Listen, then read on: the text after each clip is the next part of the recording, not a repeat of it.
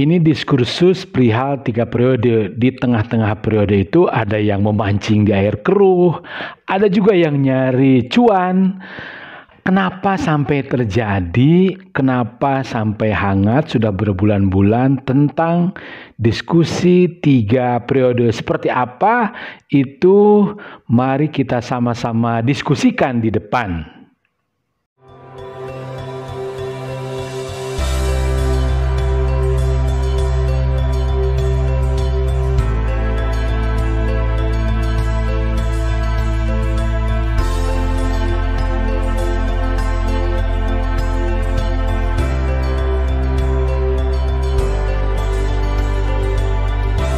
Bismillahirrahmanirrahim. Bagi saya dan saya kira banyak anak bangsa ini memaklumi adanya isu 3 periode. Karena apa? Karena bangsa kita, karena pemerintahan kita dari mulai Orde Lama dipimpin oleh Pak Karno, Orde Baru dipimpin oleh Pak Harto, kemudian Orde Reformasi, entah siapa yang memimpin.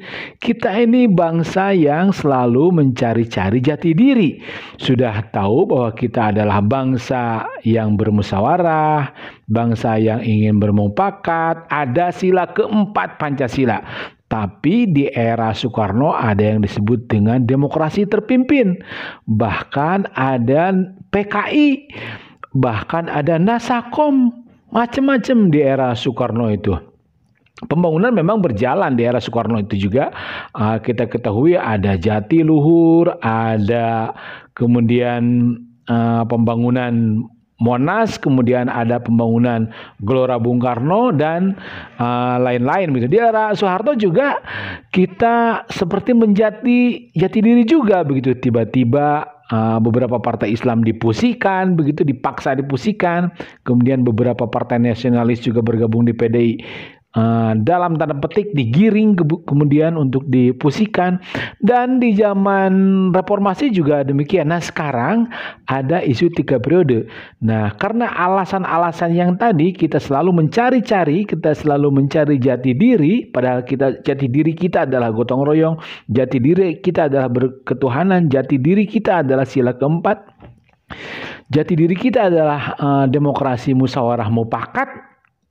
Tapi tiba-tiba menjadi demokrasi yang liberal di era reformasi ini. Dan sekarang ada tawaran, ada giringan, ada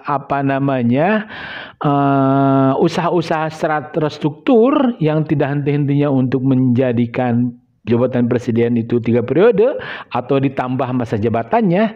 Sekali lagi ini tidak aneh karena memang bangsa kita adalah bangsa yang terlalu panjang mencari jati dirinya, terlalu panjang untuk tidak untuk tidak konsisten begitu.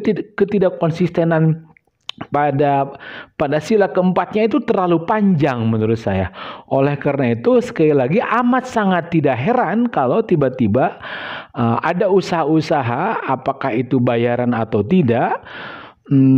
Paling tidak ada lembaga-lembaga survei, dan lembaga-lembaga survei itu dibayar. Ada beberapa tokoh-tokoh survei seperti Mas Kodari begitu yang cukup getol menyuarakan 3 periode begitu. Jadi kalau ada bayaran-bayaran, entah siapa yang bayar saya kira, tapi jelas usaha-usaha itu paling tidak biaya-biaya survei itu kan biaya-biaya yang beruang, biaya-biaya yang beruang.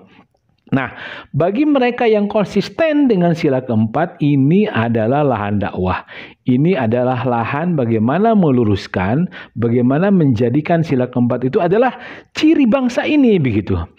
Tentu saja kita mendapatkan tantangan sekarang begitu. Tentu saja kita mendapatkan tantangan bahwa demokrasi itu harus terkontrol, demokrasi itu harus terbatas, demokrasi itu harus teratur. Kalau 2 periode ya 2 periode begitu. Jangan tiba-tiba menjadi 2 periode setengah, kemudian tiba-tiba menjadi 3 periode. Jadi konsistensi memang barang yang mahal, dan kalau tidak konsisten saya kira ini kesempatan bagi para petualang demokrasi, bagi para petualang nasionalis, bagi para petualang yang mengatasnamakan agama, yang mengatasnamakan reformasi, bahkan yang mengatasnamakan ketuhanan juga. Karena kita itu kan sudah dikasih jatah hidup oleh Allah, tapi masih juga menjual Allah, sudah kan begitu. Banyak di antara teman-teman kita begitu Mudah-mudahan saya sendiri dan semuanya tersadar. Sekali lagi ini forum usi nafsi bitaqwallah, dan semoga kita ke depan menjadi bangsa yang konsisten, bukan yang terus mencari-cari begitu. Wallahu a'lam bishawab. Wassalamualaikum warahmatullahi wabarakatuh.